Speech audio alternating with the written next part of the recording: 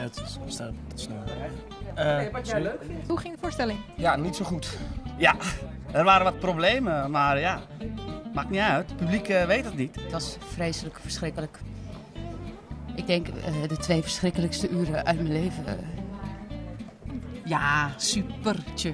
Supertje, zou ik willen zeggen. Het ging fantastisch.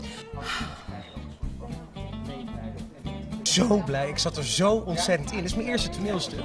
Maar ik voelde gewoon echt, ik voelde niemand anders. Ik ben een paar stukken kwijt. Ja, dat ging wel goed. Ik wist mijn tekst best wel goed. Ja.